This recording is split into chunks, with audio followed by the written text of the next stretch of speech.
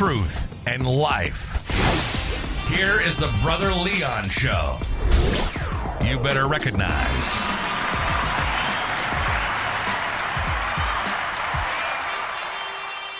What's going on, listeners? This is your boy, Brother Leon, and you are tuning into another episode of the Brother Leon Show. Let's go in this piece. Man, today, I am not going to lie, it's all going to be about Miss Kitti.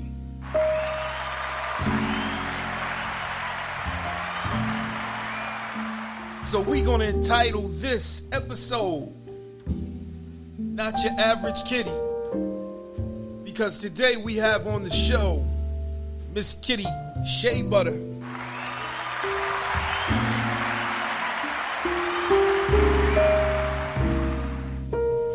And so the one thing that I want you guys to understand and know is that this show has transitioned. And so we are exploring all things that are sex related, sexuality, sex, the sex industry. God is using people, man, in a way that is totally blowing my mind, because these are people that in all actuality, you would think that they're everyday, Joes and Josette. God is just blowing my mind with miracles, with people who are deliverers in their own right. Because the one thing that I want you to see is this, is that everybody has a story. Everybody's life and voice has significance, and we can learn from their experiences, their testimonies, their life. And so the one thing that I want you guys to understand and know is that I am thankful for the transition. Had it not been for the interview that I had with Daddy Hef, I probably wouldn't be talking to Miss Kitti, but also with that interview, it was the pivot that I needed to totally be free, to talk about these issues when it comes to sex and sexuality, but also realize that when it comes to the teaching of sex work and practices in the sex industry world, such as BDSM, such as pole dancing, such as twerking, such as, the things that we're going to be exploring later on, such as oral sex. These things can be added to a relationship because it requires you to walk into truth. And God wants his people free. To walk in truth, sexual freedom, to have trust towards one another, and to be the type of people that we are fully expressive and not ashamed of who we are as individuals, what we like, what we don't like, and what we're not going to do, and what we're going to do. Because God wants his people free. And the one thing that I am seeing since that Daddy Hef interview, those who you might call taboo, these are the ones that we need. We need the deliverers to stand apart. And their ways may be unconventional, but the one thing that I will see is this, is that it's truth, and it's freedom, and it's expressive, and it's creative. And that is what is needed for people to come into being a blessing to other people and to themselves. Taking off the shame, taking off the fear, taking off the negativity, and being the type of people that God wants to use to be a blessing to society, their families, their relationships, their spouses.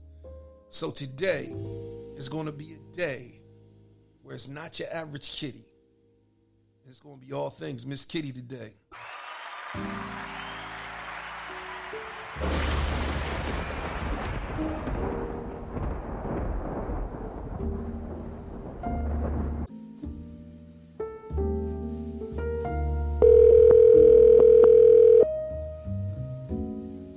Hello.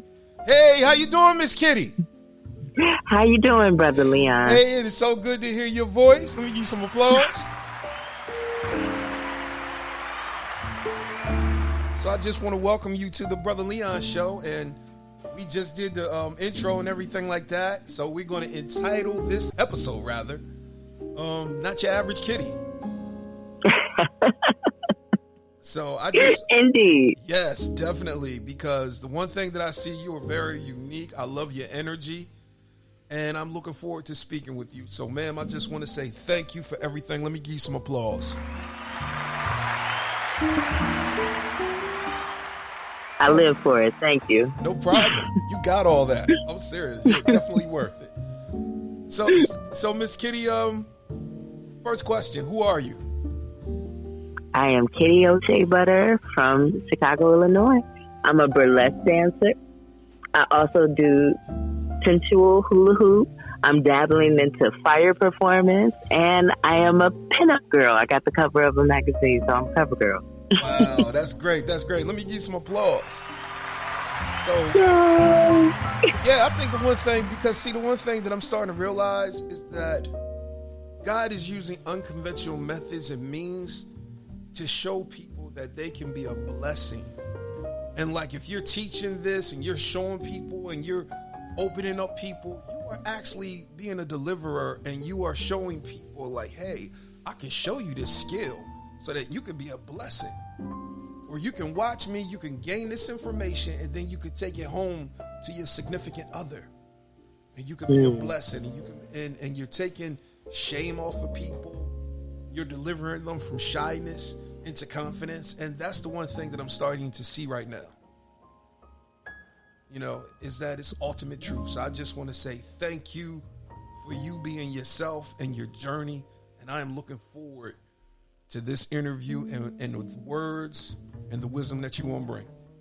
Yeah, you know, what you were saying, deliverance. Deliverance comes in many forms. Yes. You know, it's not that linear as people like to think it is. So, yeah. You're welcome. No problem. No problem. Welcome. Let me give you some applause, Miss Kitti. I love you. So you mentioned like burlesque. Could you explain to the average listener what that is and what is the difference between burlesque and stripping? Because I know both of them are not the same.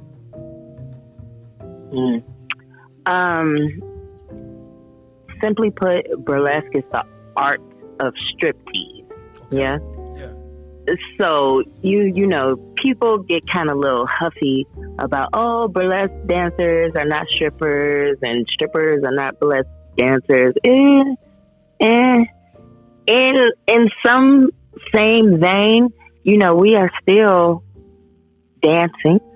Yes. Sensually, erotically, you know, but you know, burlesque, it varies, but we're also taking our clothes off. And we're getting paid for it. So, you know, I don't like to feel like, oh, I'm better than a stripper or anything like that, because burlesque is to stripping like a grandmother, you know, like she was there. Burlesque walked so strippers can run, and, you know, shake dancers, all of that, you know, so. Okay. All right. I want to thank you for that, for clearing that up. So let me ask you this. How did your journey into burlesque begin? My journey began about like 10 years ago. I went to a show called Jeezy's Juke Joint. And I knew about burlesque dancers because, you know, Moulin Rouge and things of that nature, Can, all of that. But when I went to Jeezy's Juke Joint in Chicago, it was an all-black burlesque review. Now, never had I seen that, because the images that I saw of burlesque dancers, they didn't look like me. You know? They were non-melanated women. So I'd watch it, and it was beautiful. But to see act after act after act of black excellence, I was sitting in that audience, and I was like, oh yeah, I'm gonna do that. I'm gonna be on this stage. And 10 years later, I manifested that, because in March 24th of 2022, I actually got the chance to perform at the opening night of Jeezy's Juke Joint. You want to talk about living out a dream? It was amazing. It was an amazing feeling. It was something that I manifested. And so, to just sit back and really think about it, I was so full. I was so full of joy. I had friends. My mother came out to support me, and I had performed before, but to do this show was something that I really dreamt of, and to actually be on that stage and to perform and to be received so well.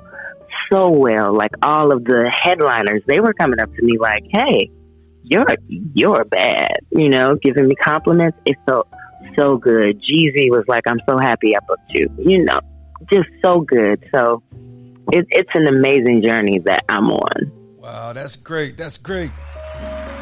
So tell us, Miss Kitti, what was like the preparation like for that? Like, I mean, what were you doing like, to prep for that? The workouts, practicing your routine. What was that like? Even choosing, your outfits and everything. Well, the number that I chose, it's an homage to HBCUs. Mm-hmm. So it's called A Different World. I have on like a band member outfit, and I performed to Beyonce's Diva. It's so much fun. I went to a HBCU. So it was like me kind of living out my marching girl dreams. Okay. Yeah. That's great. That's great. Yeah.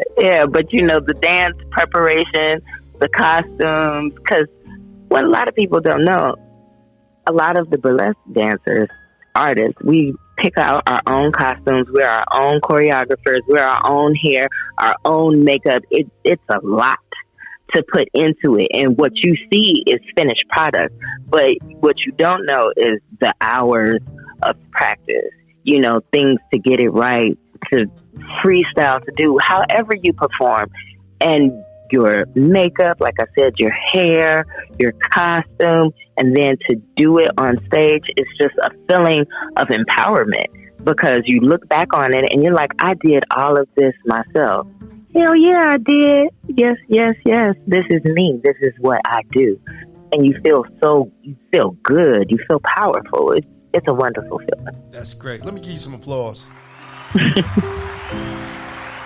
So fear was not even a factor, if I could say that. Oh no. Fear is a factor sometimes, you know what I'm saying? Because I'm human. Yeah. I sometimes suffer from imposter syndrome, but I have to get out of my own way. Uh-huh. What this journey has been it's fear. Fear is always going to be there, but do you let the fear stop you, or does it drive you? Can you put it to the side and say, I'm going to do it afraid anyway? Yeah. You just keep moving forward. That's where I'm at in my life. I have been fearful entirely too long. I have let fear stifle me, like just take away my creativity, and had me stuck in a job where I didn't like, I didn't want to go to. I was getting sick, like literally sick every day. But I have been able to move beyond that fear and just move into freedom. That's what I'm tapping into now. I don't have time for fear. I pray. I thank God. I have the universe, angels, ancestors, whatever you believe in. I have been kept, and I have been kept well. And that's what my story is. It's like, don't be afraid, because God got you. This is what faith is. This is a faith walk. You don't see it, but it's there. Just keep moving. Yeah. So that's what I'm on. Oh, yeah. You're preaching to us today, Miss Kitti. Let me give you some applause. So I gotta ask, what was like the catalyst? What was the straw that broke the camel's back for you to start, thinking the way that you was thinking, entering into what you were born to do?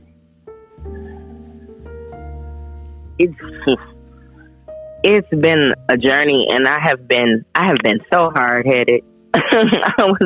I was not faithful. You know what I'm saying? I was hard-headed. That's why I was stuck in that job for so long, because I didn't believe in myself.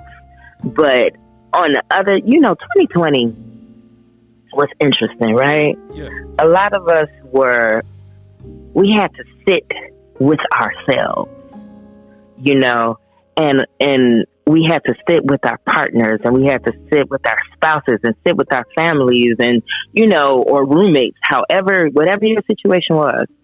And a lot of us realized we didn't like those people. We didn't like our jobs.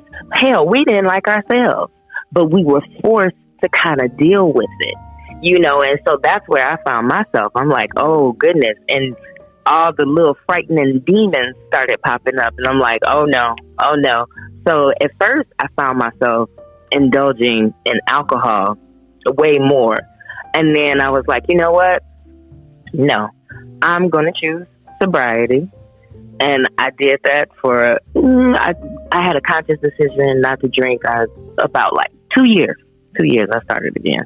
But 2 years I was sober. And I did that because I wanted a clear mind. You know, I wanted a clear mind. I wanted to deal with what I was dealing with and look it face on and try to keep going. And that's when I started to like meditate. And I started, like, I've always loved my hula hoop. It's just been a source of joy for me. But I started to pick it up, like, even more. Like, I would find myself just spinning every day. And it became a meditation for me. So, you know, I'm meditating and I'm spinning my hula hoop, which is also like a walking meditation. It became prayer for me. And I just found myself just thinking different. And I know, and I asked God, I didn't know, I wrote a letter. And I was asking God to release me. And, you know, I want to release things with love. I didn't even know I wrote this letter. And when I lost my job in January. I'm now, I call it unemployed, because I'm having the best time of my life. But when I lost my job in January, I was very hurt. And I was like, oh no, how could this happen? But as soon as they were letting me go, and I said thank you to them, because I was too scared to step out on my own. And sometimes God is like, nah, enough, daughter. I told you what you got to do. So I'm just going to make you very uncomfortable. And okay, so, you know, I was very hurt that they were letting me go. But at the same time that they were letting me go, I had somebody in my inbox trying to book me for a show. Wow.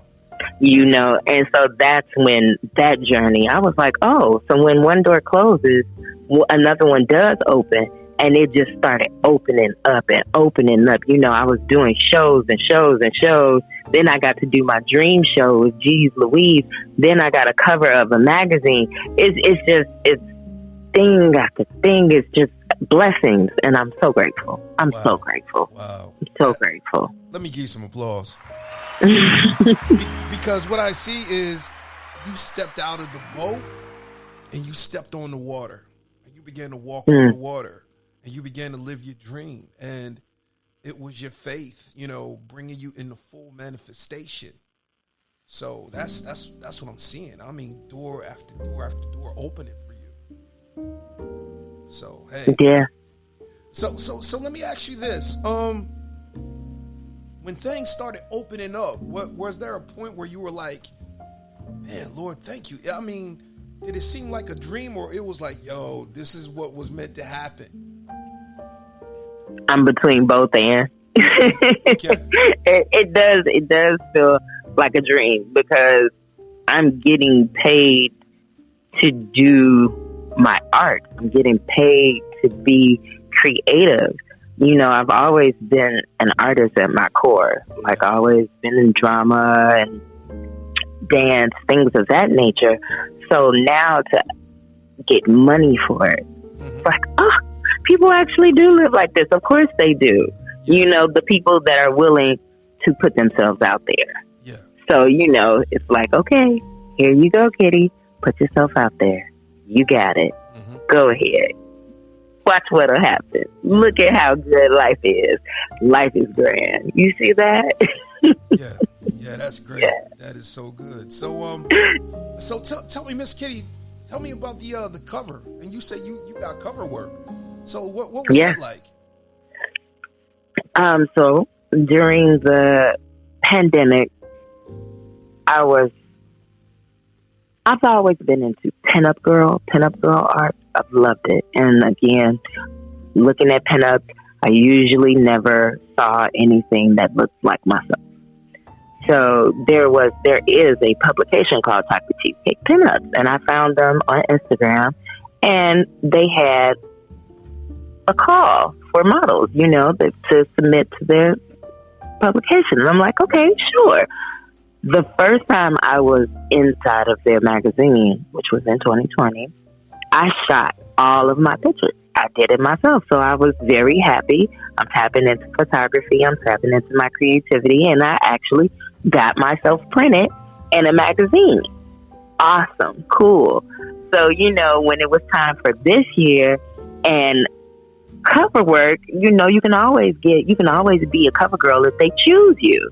So I'm like, okay. I called one of my friends. His name is Seed Lynn. Wonderful photographer. We work very well together. I'm one of his muses. And so I said, you want to shoot? He's like, absolutely. I said, this is for a pinup magazine. And he said, no problem. And we just made magic happen. It's always a good time to work with him. So it was fun. And when I got the cover, I was so excited because I knew it was dropping. It dropped Juneteenth. And I saw them like tagging people.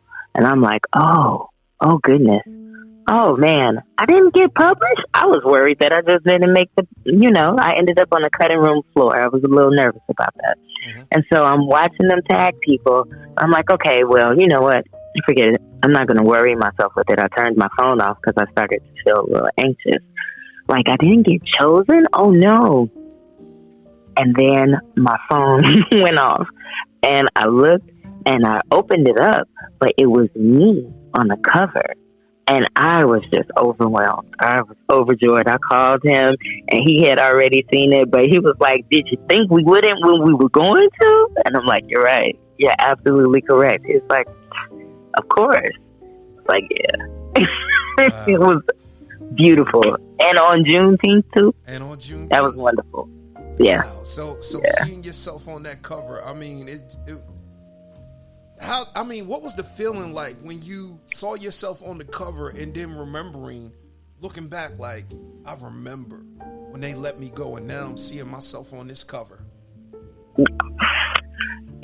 So I might be dating myself, but like, there were places you could go in the mall and you would take a picture, like almost like glamour shots.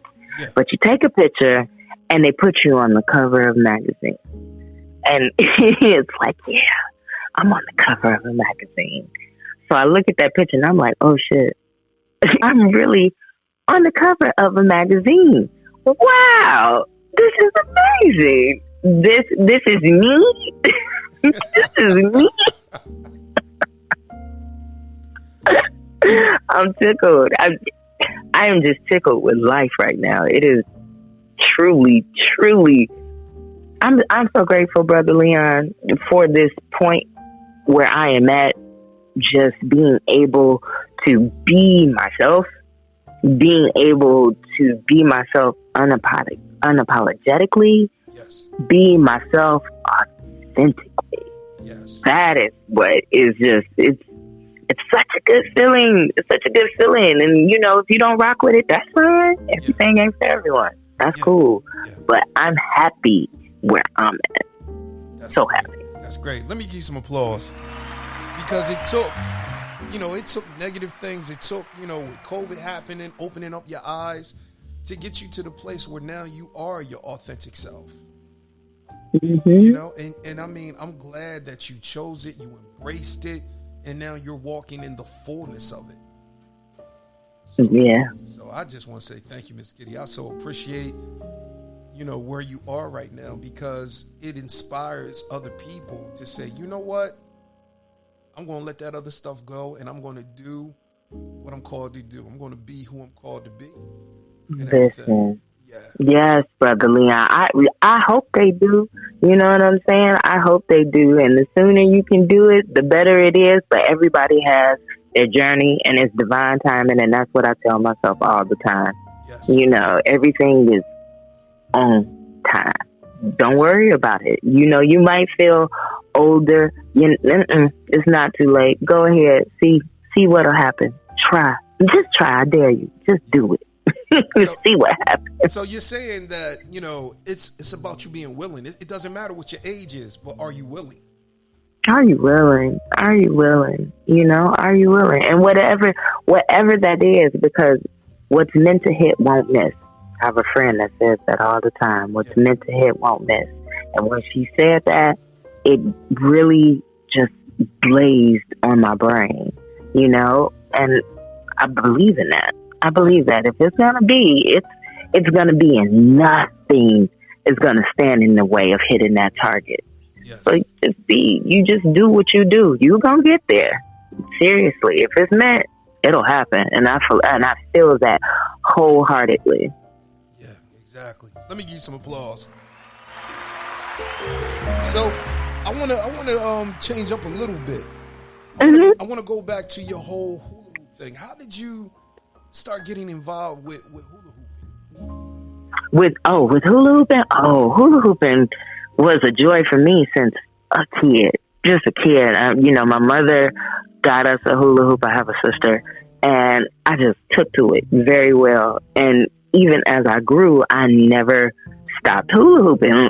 You know, like I'd see one in Walmart. I'd grab it real quick and hula hoop with it. My mother's like, you know, put that down. I'm grown, my son, put that down. But I love hula hooping. I won hula hoop contests before. Whenever I get a chance, I would always hula hoop because it was just fun for me. Yeah. Now, it changed into something different more recently. Like I pick up the hula hoop and I'd start to dance with it. Like I remember I watched one young lady. I can't think of her name, but she was amazing. She had like a blindfold on and she was hula hooping, but it was so graceful. It was just so lovely. And then another hula hoop inspiration of mine is Grace Jones. I saw Miss Grace Jones. She was like 70, performing live in heels and a hula hoop. And when that hula hoop seemed like it was going to fall, she brought it back up. That hula hoop never touched that ground until she was ready for that hula hoop to touch that ground. And I'm like, that's amazing. Yeah. So when I started picking up the hula hoop and I started dancing with it, like I put some music on and I'm like, let me just see what this does. And I was just transported. It's like, oh, this is what it feels like. Oh my goodness. So fun. It was just so sensual. It was tapping into something. But you know, when you hula hooping, you're working your hips. Yeah. And you're working that sacral chakra. So when you start working that's creativity, that's energy, all that love, all of that sensuality. It just started to ooze, and it's wonderful. It is wonderful for me. Because the one thing that I saw when I looked at one of your videos, you was just hula hooping and walking and smiling at the side. I was like, man, look at this woman right here. She's like walking in her freedom, hula hooping at the same time. So yes, I have fun with it. Yes, and so I was just taken by by you doing that, and then seeing some of your reels and you hula hooping and everything like that, and I was like, man, there is definitely some spiritual significance to that. And then you said you began to transition your hula hooping, and it became meditation. Mm-hmm. So yeah, that's one of the things that I wanted to explore, because your whole mindset began to change. The more you did it, the more you started getting into subspace and started thinking certain things, and it gave you clarity and focus. Yeah. Hula hooping raises at least my vibration. I believe it raises everyone's vibration. How you gonna feel down and sad when you got this little thing going around your waist and you're laughing and you're having joy? Yes. So it's a vibrational thing. Like if I feel sad, I'm like, oh, I feel anxious. Oh, let me get my hula hoop. Let me get my hula hoop. And then I'll just put some music on and I'll go. And I'll go. It's like, oh yeah, this is what was missing. I needed to get myself back together. Thank you. Yeah. You know what? You know what I'm taking right now? That scripture where it says that the joy of the Lord is our strength. Because you said that hula hooping brings you joy. Yeah. You know, and the Bible says that in thy presence there's fullness of joy. So I love the fact that you said that it brings you joy. And that joy, it just, you know, revitalizes you, and it just puts you in a place where, you know, things can be fixed. You know what I mean? Yeah. Yes, I do. Yeah. So I just want to say, hey, thank you for the hula hoop. That's the God knows truth. Let me give some applause. So, yeah, Miss Kitti, tell us, because you were talking initially that you do fire play. What is fire play? So I'm getting into fire performance, fire eating, things of that nature, like circus. Putting the fire in my mouth. Yes. Mm-hmm. Okay. Yeah. You know, I've adopted this. Okay, well, if it scares you, then maybe you should try it. You know, my mother is like, I don't want to know when you're going to do all of this crazy wild stuff. Just don't tell me. Because I'm like, hey, Mom, guess what? Guess what I did today? I'm signing up for fire eating. And she's, no, what is wrong? Uh-huh. You know, and I'm like, yes, I'm going to do it. I couldn't do it this year, though, because I had COVID. It was terrible. It was terrible. But, you know, I'm like, okay, God, you're telling me to sit down. I'll sit. I'll be patient. Okay. I'll be patient. Mm-hmm. So how did you manage with you know, dealing with COVID? Because I know a lot of times people had just caught them off guard, and I mean, it was like a gut punch. Yeah, it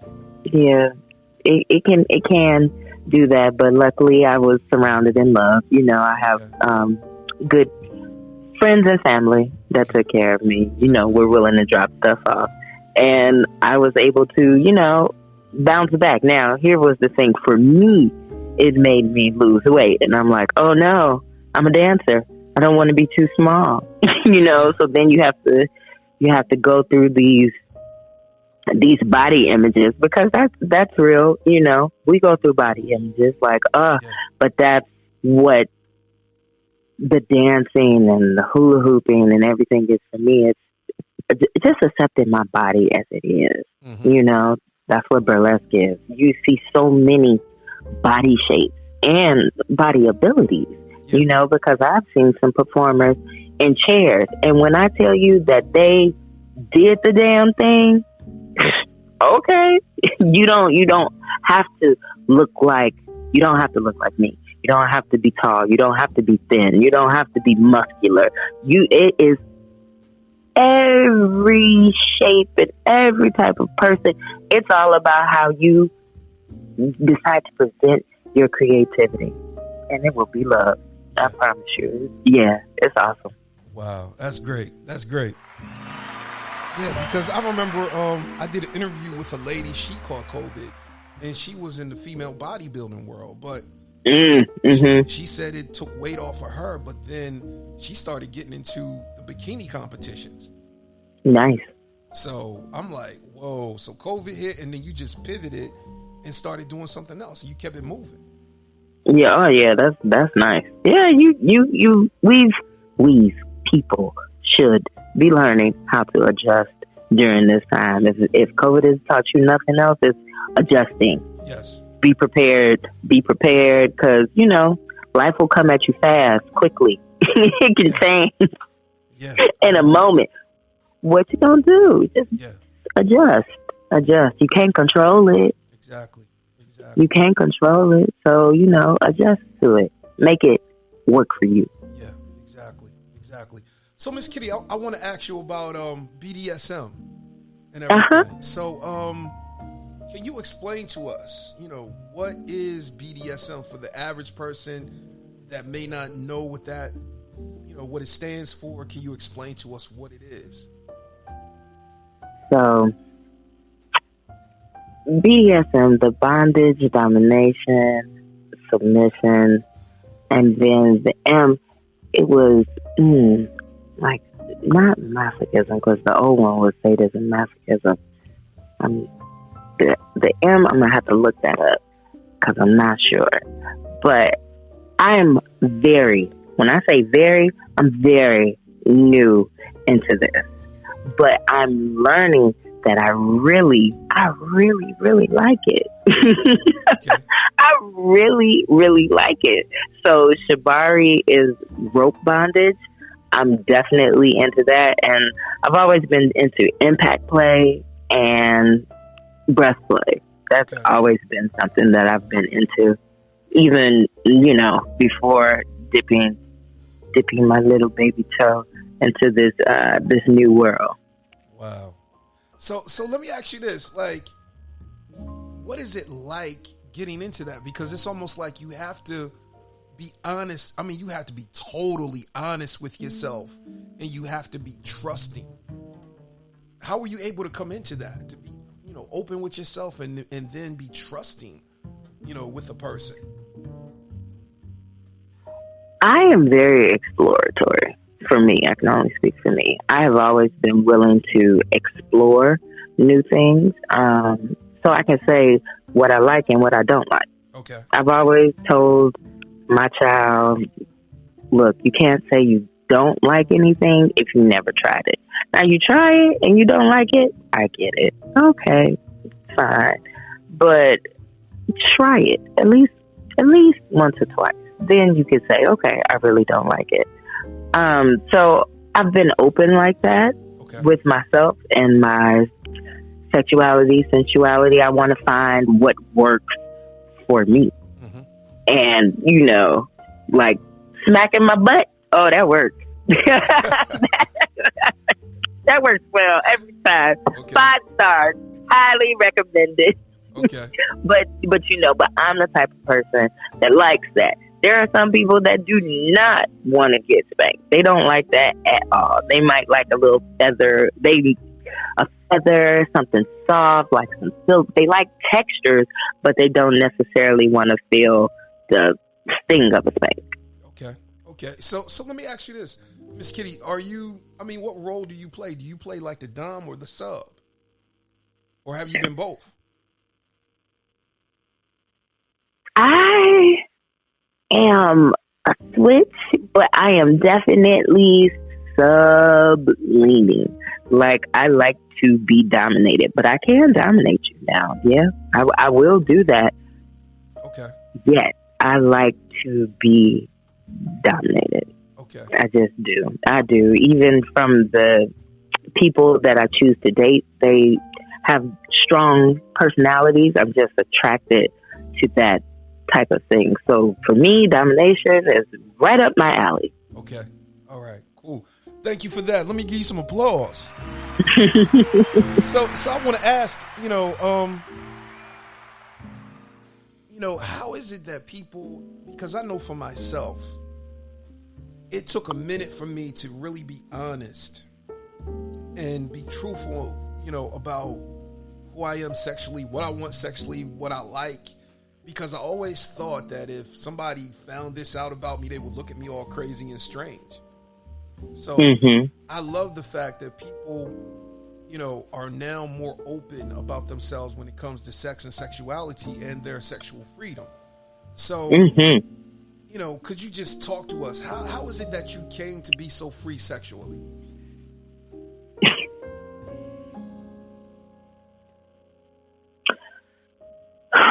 Autonomy. For me. Okay. For me, it's about autonomy, like owning my body. That this body is mine. This body belongs to me. I get to do what I want to do with it. And, what pleases me, what causes me pleasure, and really seeking that, figuring it out again, because it's not a straight path. It's like, oh, okay, Nope, don't like that. Oh, okay. Oh, I like that. Okay, let me keep going down that path. Ooh, I like this one too. Yep, not that so much. So it's about, yeah, we Americans, especially Black Americans, I feel that we're kind of like sexually repressed. Yes. Because we have been taught that. We have been taught to be ashamed of our body, taught to be ashamed of our sexuality, taught to be ashamed of our sensuality, when it's all very natural and very real. Yes. So it's a lot of the BDSM is, again, freedom. If there's anything about my conversation with you today, it's really so much about freedom, because the burlesque to me is freedom. Yes. The hooping to me is freedom. Even being in this now, kind of opening my eyes to this world of BDSM and shibari and impact play, and even getting a chance to work with Daddy Hef, it's freedom. You know what I'm saying? It is such a freedom to be yourself. Yes. To be yourself. Yes. Yeah. I think the one thing when I was studying, the whole BDSM lifestyle, I was like, whoa. I'm like, when I began to really look at the contrast between BDSM and the Christian church, I totally understand now. I look at the relationship. I'm like, okay, with the BDSM, you have a dom that administers discipline. Pastors do the same thing. Yeah. You have to submit to a dom, just like you have to submit to a pastor. And so I was looking at the fact of there is so much truth that is involved in the community and in the lifestyle, because you have to be honest with yourself, and you have to be able. Oh yeah, go ahead. No, I'm listening. Keep going. I'm go ahead. I'm picking up what you're putting down. Go ahead. Yeah, you have to have so much, you have to walk in truth if you're going to be in that lifestyle. And I was looking at the tenets of the lifestyle, like truth. You have to be trusting, because I'm like, if you're going to be, bound, you have to trust the other person. Yeah. You absolutely do. You have to. You absolutely do. So I think, when I was, studying the tenets of it and even preparing for the interview with Daddy Hef, I was like, whoa, we could learn from this. And then I began to really look at myself. And I was like, you know what, man? I'm tired of being afraid. I'm serious. I got tired of being afraid, Miss Kitti. So I was like, you know what? I was like, man, this is it for me. I'm throwing off these shackles of trying to, live up to an image, live up to the good Christian standard image. And I'm like, man, it never got me anything, and it never got me anywhere. And so I look, and when you were saying about, sexually frustrated and repressed, we've gotten that from the church. We as Black people, we've gotten that from the Black church, because it's crazy how it is, in Christendom, because when you are a Christian, they tell you no sex before marriage. And then as soon as you get married, then they want to tell you what type of sex you're supposed to be having. And so it was crazy. What? Oh yeah, Miss Kitti. Wait, Brother Leon, time out. Because I grew up Christian. Right now, I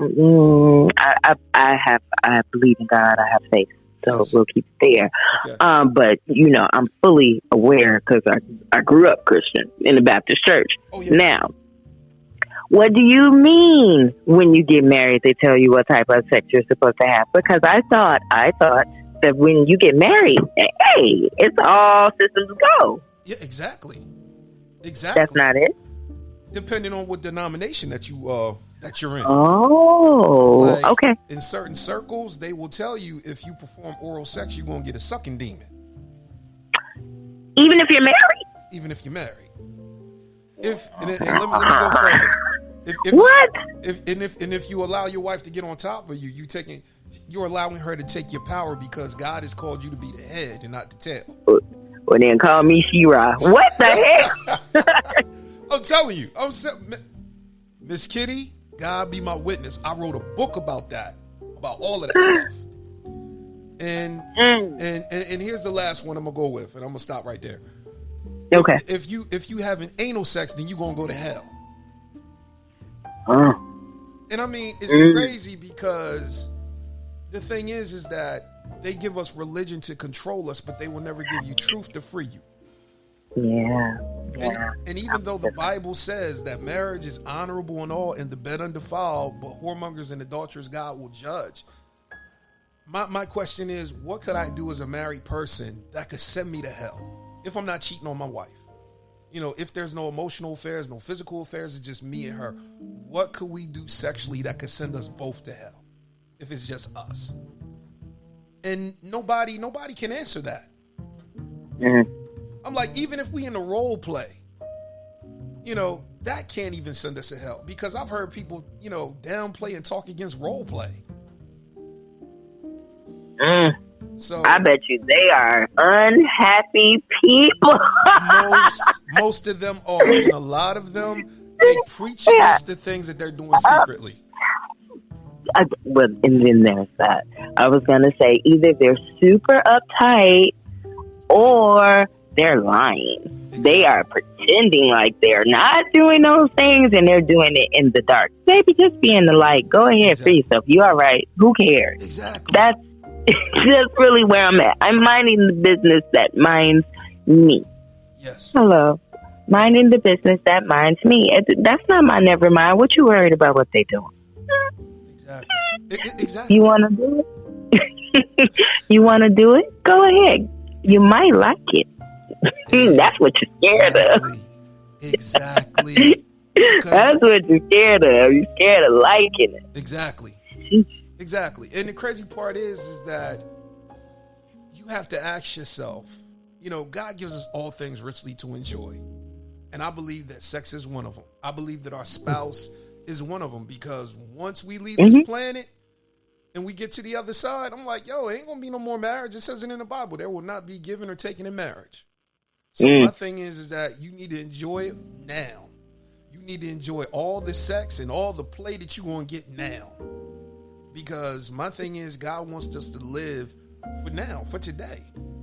You know what I mean? So I look at it as a form of control, because if I give you a fear mechanism, then I can control you. Yeah. And if you start controlling my bedroom, then you controlling my money. You know what I mean? So yeah. So I love the fact that you are talking about being expressive and being free, and our people, you know, as black people, us being more free. But I think a lot of times we have to ask ourselves, well, who was the ones that told us that this was dirty, that this was unclean? Yeah. You know what I mean? Yeah. Yeah.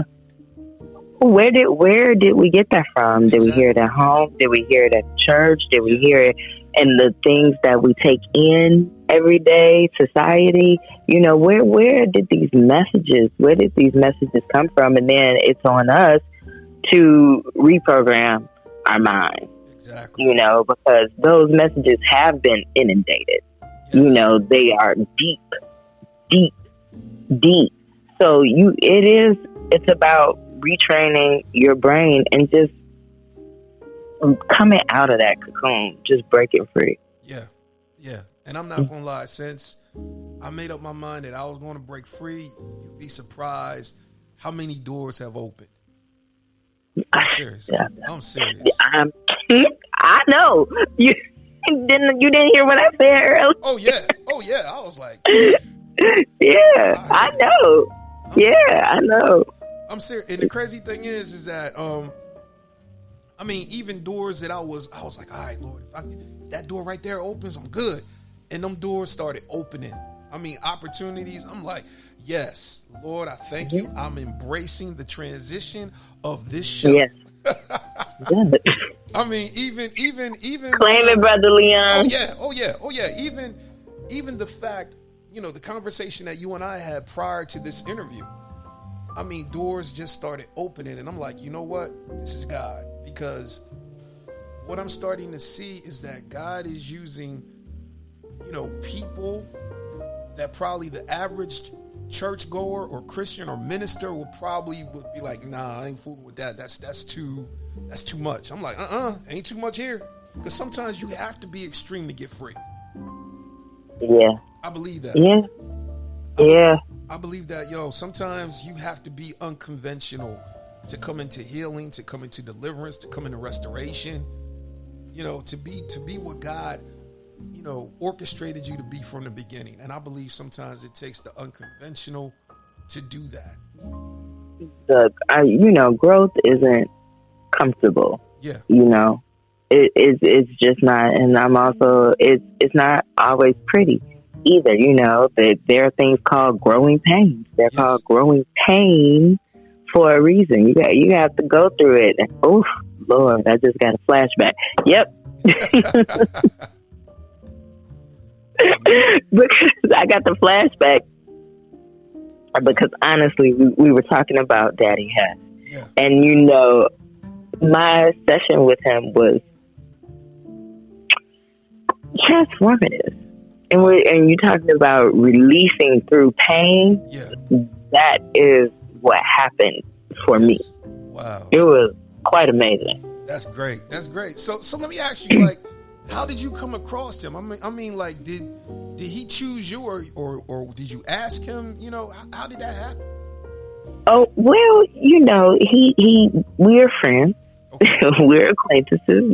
Okay. We talk. Okay. And he told me he was coming to Chicago, and he asked me to bottom for his show.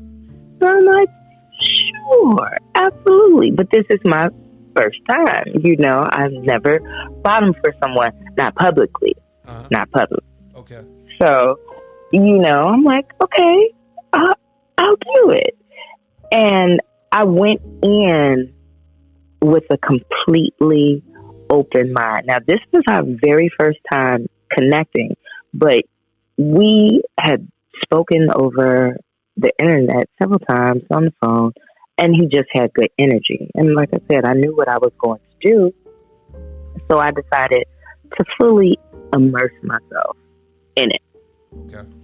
And, he did tell me, he was like, you're going to belong to me tonight. You belong to me tonight. And I was like, yes. He's like, yes, Daddy has. Oh, so we're serious with this. Yeah. Yes, Daddy has. I'm learning. He told me not to touch him. I made the mistake of touching him. and he corrected me sternly, but gingerly. Okay. I understood that this man was not playing with me. And I'm like, oh, okay. I get it now. Oh, I get it. He showed me, he had this beautiful bag, and I was like, well, what's in the bag? And he pulled out all of his beautiful utensils, his tools. And I was like, oh, wow. Like floggers and whips and knives, and, Wolverine claws. This one thing that resembles the back scratcher. And I'm like, oh boy. Yeah. Oh boy. But I have agreed to this. And I like it. And let's go there. I like it. So, we did the negotiation scene because he's a teacher. Yeah. So he was teaching people how you negotiate a scene for BDSM. And, as he's talking, I'm learning myself, So he's teaching this, and he would ask me, if I wanted to use any of the utensils, and I said yes and no. That was another thing that he told me. He said, I want you to understand, anything that you don't want to do, don't do it.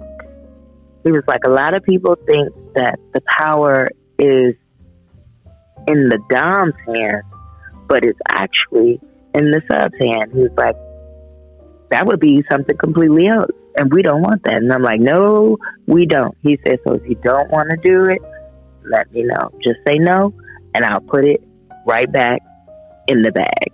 He had 3 anal plugs. I was like, no, Daddy F. No. No, Daddy F. Yeah. Not my thing.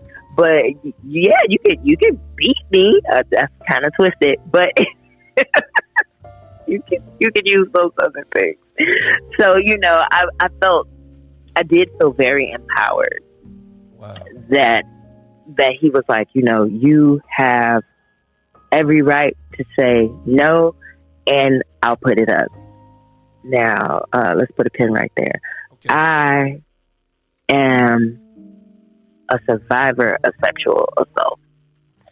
So, because of that, for him to handle me with such care and to say, oh, wait, I can say no, you know, because sometimes sexual assault can mess up your brain. You know, I'm in therapy too, you know, go to therapy. But when he said it's the power is your hands, because sometimes you feel like that power has been snatched away from you, Yes. you know, and it becomes a reclaiming of getting your power back. So for him, even to be in that position to get my power back and to understand that it was on me, that I could control this thing, oh, that's beautiful. That's amazing. Thank you. Made me feel 100% better. Wow. 100% better. And it also let me know that I'm just going to really fall in. I'm really going to fall in. And, you know, he gave me the option between a hood or a blindfold. I chose a blindfold. I was like, I don't know you like that. So I still have my limits, you know, the blindfold. And he put the blindfold on me. And it was very interesting what I experienced from that point. Because I had a blindfold on, so I could no longer see anyone. But I knew that he was there. Yes. And he became the only one that I could see when he walked away from me for a second, because he had me on the cross. It's called St. Andrew's Cross, the big woody thing you saw in my reel. Yeah. Okay. So I was on the cross, and I was waiting for him. But when he was gone, I found myself, like, looking for him. It was crazy. I was like, what's going on? But I was just like, where is he? Now my ears are tuning in. I'm listening for him. My nose is kicking in. I'm trying to see if I can catch his scent, because I could smell him, you know? So I'm trying to catch his scent. I want to hear his voice. I want to hear his footsteps. Where is he? And, you know, he came back and he was like, oh, were you looking for me? And I was like, yes, Daddy, yeah. I wasn't far. I always had my eyes on you. And I could always see him in my mind's eye. Now, another thing I told him, I'm not into degradation.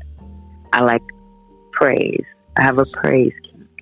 Yes. So, you know, he was always like, oh, you're such a good kitty. You're a good girl. You know, things of that nature. He was like, thank you for allowing yourself to be free today. Thank you for choosing yourself. You know, that was one of the reasons why I wanted to work with Daddy Hep, because as I watched his reels, I realized how much he pours into his clients, his people. Yes. He pours love in, because, you know, sometimes if you're into degradation, that could go a whole nother kind of way, because it's not really that. But I choose praise, and I watched him do a heart space connection with his clients before he entered the scene. That's important to me. And, you know, he did that with me. He held me. We breathed. I'm deep into breathing, you know, and it was like I allowed him in, like I cracked myself open, and I really, truly allowed him in. And to allow someone into your mind, it's not about the pain, because you get beyond that. You know, it's about giving somebody so much power over your mind, because people can manipulate you. They could do anything. But when I tell you I felt care in his possession, I did. Yes. I was like, okay, this is the right choice. And even with the different utensils, the flogs, the whips, whatever, at one point he was flogging me, and I was on the table, and I heard people in the background. I could hear them wincing, like, ooh, because it was hard. It was hard, but again, I like pain. So, one person said, oh, I wonder if she getting off on that. And for a split second, I started to feel shame and embarrassment. But as quickly as it came over me, it turned right back around. And it was like, but you're not here for them. You're here for Daddy Hef. Yes. You want to make Daddy Hef happy. I'm like, wow, this is crazy. but that's how I felt. And again, there was no shame in it, because I knew that this man had me feeling so safe and so comfortable that I was willing to surrender to him. Not just submit, but surrender to him because of that. Because I felt safe and I felt comfortable. And I knew, even in our first time meeting, that he wasn't going to bring me any harm. I really knew that. I felt his energy. And it was beautiful. It was beautiful. And, I was on my knees at one point, and he said he went through all the utensils. I was like, okay. But I just wanted to lay down. And he was like, no, it's okay. We can call the scene. And I wasn't ready to stop. I just wanted to lay down. And he's like, no, you did good. He's like, we're going to call it. He's like, you can touch me again. And so, I was able to touch him. I was most impressed with Daddy Hef in the aftercare. Because you have to understand when you enter in these scenes and you do these things, you get hit, and it's pleasurable, but it's also kind of violent. Let's call it what it is. If the person after doesn't know how to take care of that sub, you can leave them worse than how they first entered. My sister was a little nervous that I was in a vulnerable space, because I was going through a little heartbreak at the time. Mm-hmm. And I was in a vulnerable space, and she's like, I don't think you should do it. And I'm like, yeah, no, I'll be fine. I entered one way and I left free. I left free. I left free. And for him to stay there, and he always remained in contact with me, I felt very comfortable, and I felt very cared for. Again, that comfort and that care. If men understood that really for your woman to be this big freak that you want, this nasty little freak, just make her feel safe. Yes. Make her know she's comfortable. Make her know that she's cared for. You give her those things, you make her feel completely safe. You can have it all. Any hoes. Sorry. I know this is a church show, but I'll give it to you because you got me feeling like that. Yeah. I feel like you're not going to take advantage of me. Exactly. That's bringing it right back around to Daddy Hef. I didn't feel like I was going to be taken advantage of, and he didn't. To be in such a vulnerable space, anyone can come in and they can manipulate you, and you could leave feeling worse than when you came in, but I left feeling amazing. That's great. Transcendent. Oh, I got to get some applause on that one. You're going to get the thunder now. I'm serious, because I have always, from what I've heard before I did the Daddy Hef interview, one person that I know that follows him was saying that he gives so much affirmation. Mm-hmm. And then to hear you say that, and then also the fact that you were saying that the power lies in the sub. Mm-hmm. And so the fact that you were willing to trust him, that you were willing to, to be honest with yourself and say, yo, this is it. I love the fact that you walked away feeling free. And this is what we need. I'm serious. And what you just said about men, Yo, if you want your woman to open up to you sexually, make them feel comfortable. I am so glad you said that, because we as men need to hear that, because there are certain sexual experiences that we want to be able to have with our woman. We want to be totally open. We want her to be open with us. We want to be open to certain things, but that's only going to come when she feels that you're not going to take advantage, and she feels protected, and she can be open. So I'm glad you said that. I'm serious. Thank you, Miss Kitti. Let me give you some more applause. Yay! Oh, thank you. Wow. So I am so glad that you have spoken to us about, you know, this whole BDSM lifestyle and your experience, even though you're new in it and everything. I am so looking forward to, you know, the journey that you're on with it and everything, and the willingness that you are displaying even right now. You know, your willingness for certain things, your willingness and being vocal, saying, yes, I'm good for that, but no, I'm not good for this. Yeah. You know, but and the crazy part is that I believe that we as people in relationships, that we will probably have better relationships if we would just be vocal and be honest and say, oh, communication is so important. Yes. Yeah.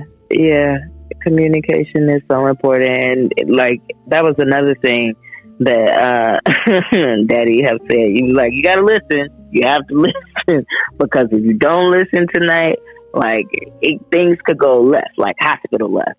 So you know, communication is key, and that's just, and like you said, any type of relationship, you have to be able to communicate. Yes. I'm not a mind reader. If I were, I would be rich. Yes, exactly. And I think a lot of times we as people, we make assumptions. Yeah. You know what I mean? We watch certain things, we're into certain things, or we go from a past experience, and then we just assume that, okay, he or she is going to be this, or they're going to be okay. We haven't had the hard conversations. Yes. And you just made me think about something. He is real. Now everybody wants to choke me. They're in my DMs. And I'm like, no. No, you don't know what you're doing. Yeah. Clearly. So, you know, it's communication, know what you're doing. Lord, please. Exactly. And I think the one thing that I will say, you know, about Daddy Hef, he's a total gentleman, and also he keeps his women protected. I love that about him. You know, He's good energy all around. Yes, absolutely. Yes, he is. And so, I ain't gonna lie. I just want to say, hey, I am so thankful for that interview that I had with him, and also this interview that I'm having right now with you, because it clears up a lot of things. Because I ain't gonna lie, when I first, you know, BDSM, I was like, man, that's white people shit. I mean, I think we all kind of had our moments with that, like, or, you know, because I definitely did too when I was younger, much younger. But I went to a club one time to watch a scene performed, and it was with a dominatrix. Yeah, and she had a hood on her sub, and she was doing some things, and I was just like, oh wow, oh.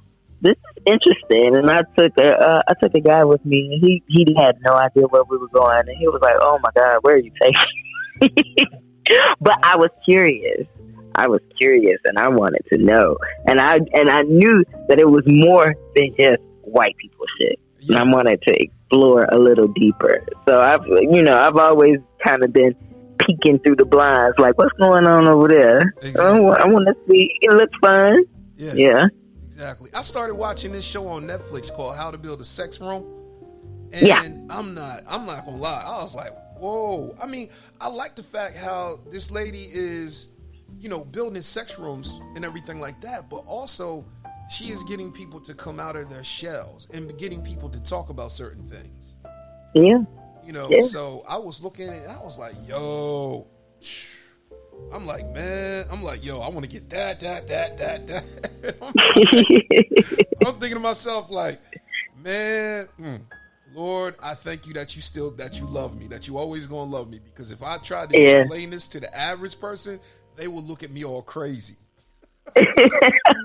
But, you know what? I'm okay with it. I'm like, hey, I love God, but I'm kinky, and I embrace it. You should. You should. That's who you are. God made you that way. Exactly. It didn't happen for no reason. Everybody has their thing. Everybody has their something. Yeah. So, embrace it. I'm embracing it now. I'm like, man. I know. Because before I'm not going to lie, Miss Kitty, I used to try to get prayer. I used to be like, yo, just maybe it's the devil. Mm-hmm. But then I got to thinking, I'm like, why would I want to try to cast the devil or try to pray, pray away something that I know that I like? Mm. You know what I mean? I'm like, Lord, please. Yeah. Please, Lord, deliver me from liking all these big booties. That's funny. Oh my God, that's hilarious. Oh Lord, please deliver me from liking oral sex. What? No, for real. Because here, the crazy thing is that you the sucking demon. I know. Yeah, the sucking demon. It wasn't until I actually started studying the scriptures that I realized, like, this is somebody else's bullshit that I have embraced. Mm-hmm. I'm serious. And I'm like, I got that from another pastor who I thought that they said they heard it from God. And come to find out, it wasn't even God. It was their personal preference, conviction, theology, and belief. Yeah. Yeah. That's it. That's it. And again, if that's what you feel, that you can keep that. Exactly. Over there. Don't enforce your feelings on other people. That's not right. Exactly. That's not right. Exactly. Especially when you're not living the truth. Exactly. So I just said, hey, I'm going to revise my book. And on top of that, I was actually thinking, I was telling my girlfriend, I was like, yo, what would you think if I started a church for just BDSM people? Oh, wow. I'm serious. She was like, what, you going to have me all out there? I was like, nah, we just going to have demonstrations. And then maybe once a month, we'll turn the fellowship hall into a dungeon. But you know what? Look, I have seen spiritual happenings in the most random of places. Like, so it's not far-fetched. It's not far-fetched at all. No. She was just like, oh, wow, you going to have First Lady going to be all ass out. I was like, nah. No, not like that. It's going to be a whole lot of teaching. It's going to be a place where people who are into the whole sex world, sex industry, kink world, they can come and worship God together. And yes, we're going to have demonstrations from professionals. And once a month, we'll turn the fellowship hall into a dungeon.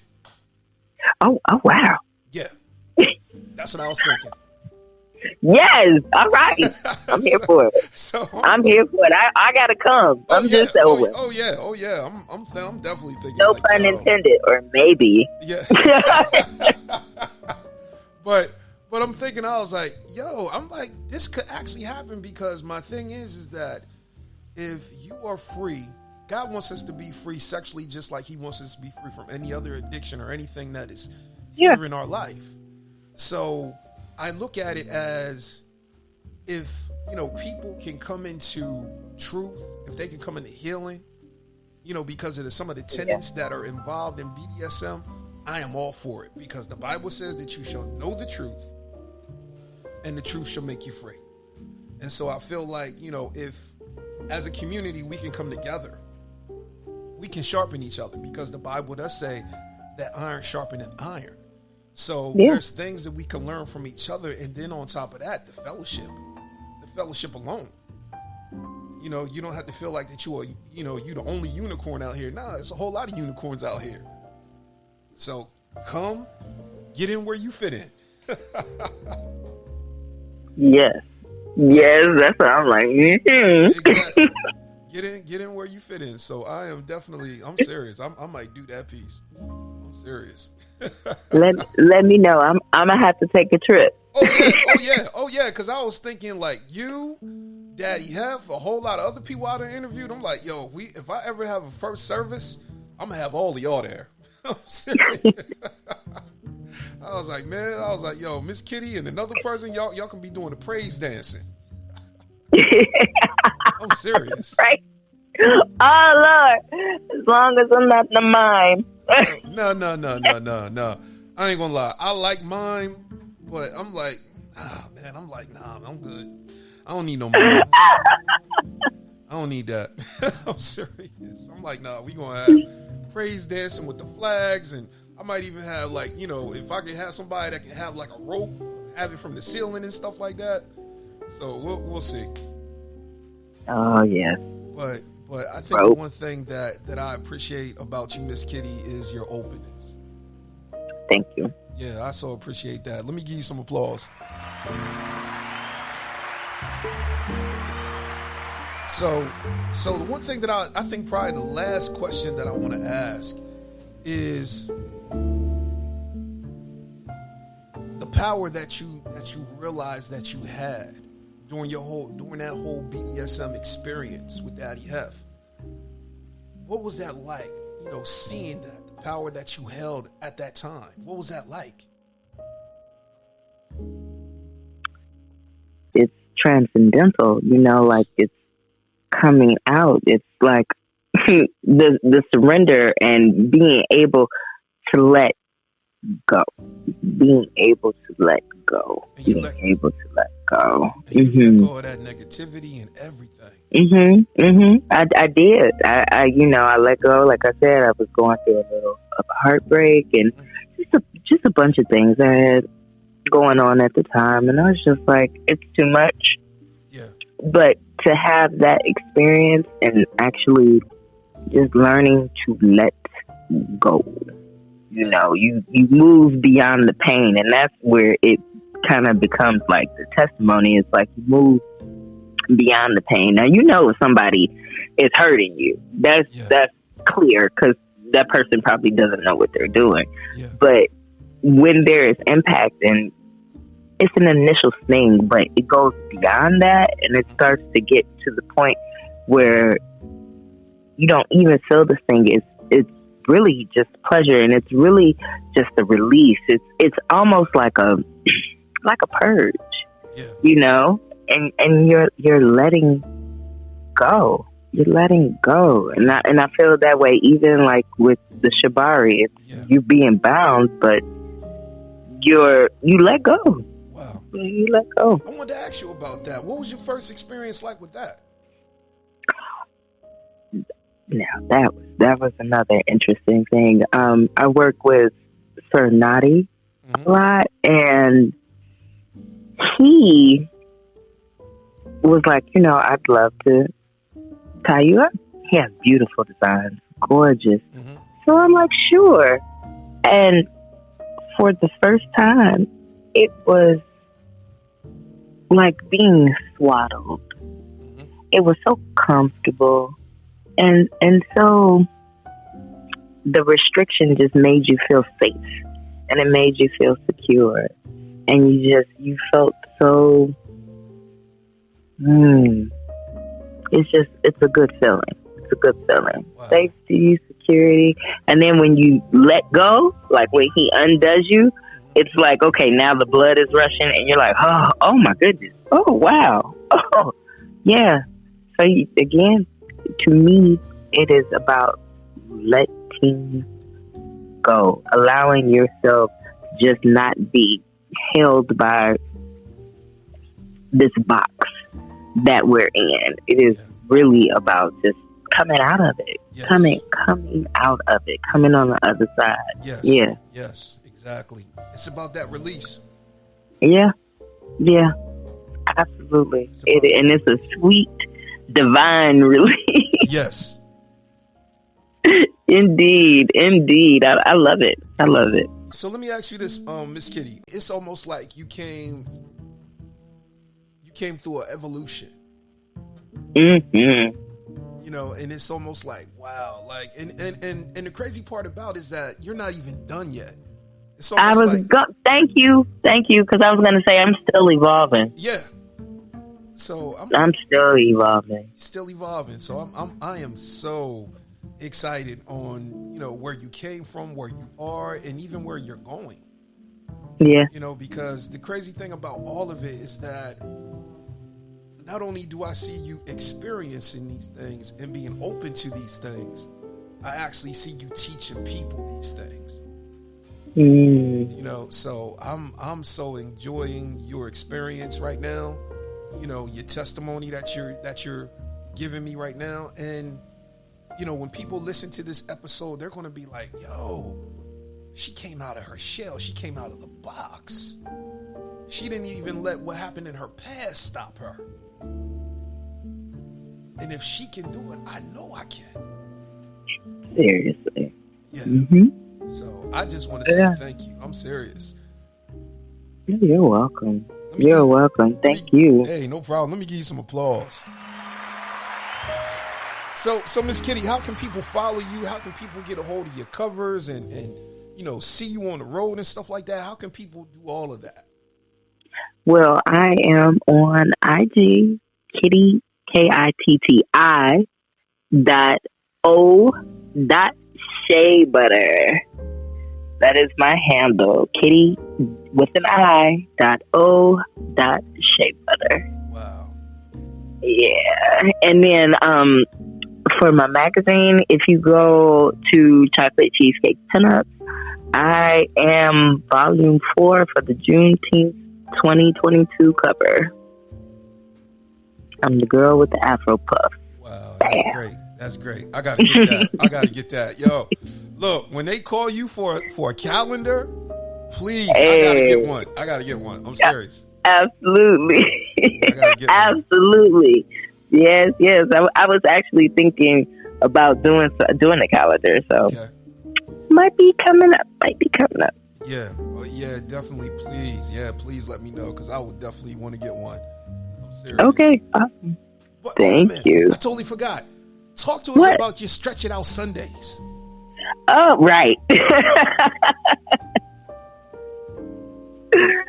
Stretch It Out Sundays. Stretch.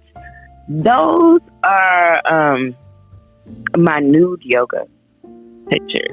Okay. So I tried, and I like to keep them pretty much black and white, and sometimes in color. Mm-hmm.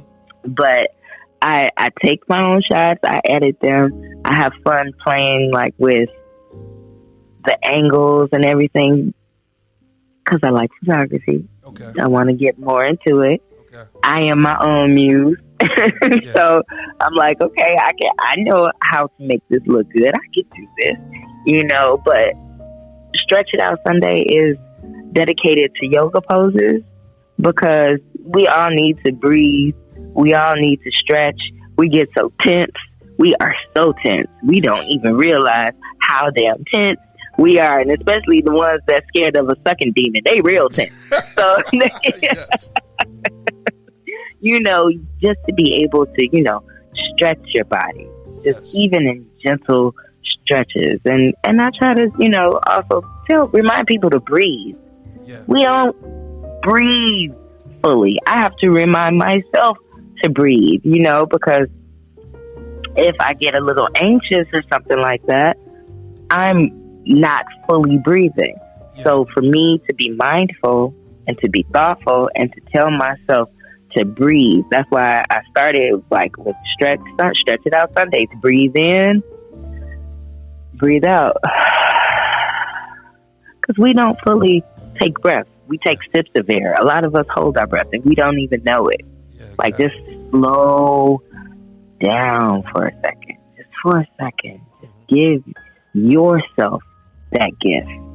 Give yourself that gift. Forget everything else that's going on outside of you. Give yourself the gift of just stillness for a moment. Be still and stretch. Yeah. So, you know, and I like the new body. So it's all the things that I love. Photography, nudity, yoga. I love it. Okay. It's great. Well, hey, Miss Kitti, I just want to say thank you again. Let me give you some applause. Thank you, Brother Leon. This was amazing. No problem. Let me give you some thunder, too. Hey, that's right. Make it rain. Wow. So, Miss Kitti, tell us again. It's like storm up in here. Yes, exactly. So tell us again how the people can follow you and how can they get your cover? Kitti.o.sheabutter on IG. You can also go to Chocolate Cheesecake Pinups. I am volume 4 of the Juneteenth 2022 special. Yes, I am your cover girl, Kitti O Sheabutter. Wow, Miss Kitti, I just want to say thank you. I am so looking forward to our next interview because we're going to talk about relationships and marriage. I just want to get your opinion, and we're going to talk about all things Kitti. All right. Let's talk about it. Yeah, so I'm definitely looking forward, but I want to say thank you for today, and thank you for telling your story and giving us, your opinion. And I love the fact that you are transparent with your story and with your journey. So I just want to say thank you. You're welcome. You're absolutely welcome. Yeah, I'm out here trying to live my truth. Yeah. Not trying to. I'm living my truth. Yes. Yes. That's it. All right.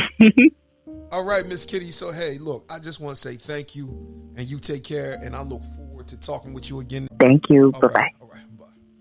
All right, guys, that was Miss Kitti.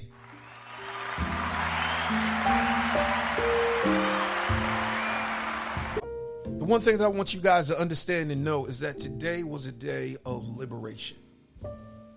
Being liberated to walk into truth. Being liberated from people's opinions. Being liberated from our own fears.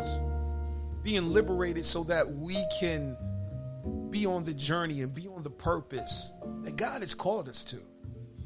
So yes, today it was about Miss Kitti. The one thing that I want you guys to understand and know is that we need to hear voices from our black women who can empower other black women and also even show and educate us as men on how we can get the things that we are desiring.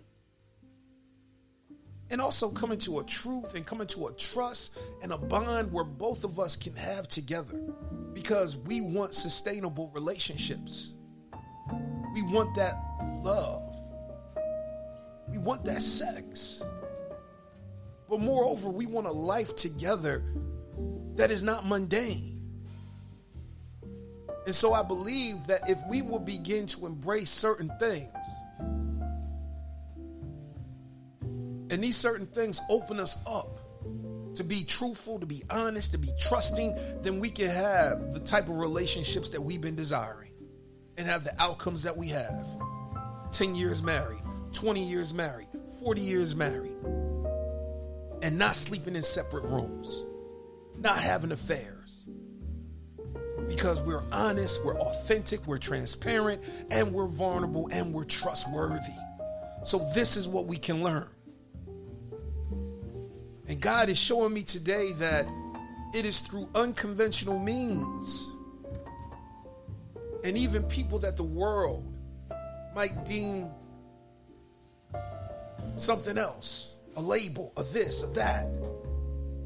But I'm telling you right now, man, I'm seeing gifts, I'm seeing ministry, I'm seeing deliverers, I'm seeing healers, I'm seeing prophets. And this is all since I decided to not care about what other people thought and stop living up to other people's standards. I embrace it all, man. I'm serious. Because now in embracing it all, I see how free that I am and how free that I'm going to be along this journey. And so I appreciate Miss Kitti. I appreciate Daddy F. And the one thing that I want you guys, man, follow Miss Kitti on IG. Get her cover. Because the one thing, man, that I will say is that the Bible says, and they overcame him by the blood of the Lamb and by the word of their testimony. And so this is what I love, to hear people overcome, to come into freedom. And that's what Miss Kitti is all about, man, being free. And that's what it's about, being free, being unrestricted, getting that release. That's what it's about. So I want you guys to be blessed.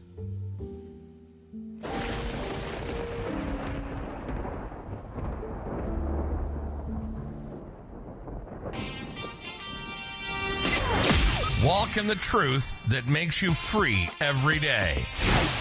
Follow Brother Leon on all social media outlets.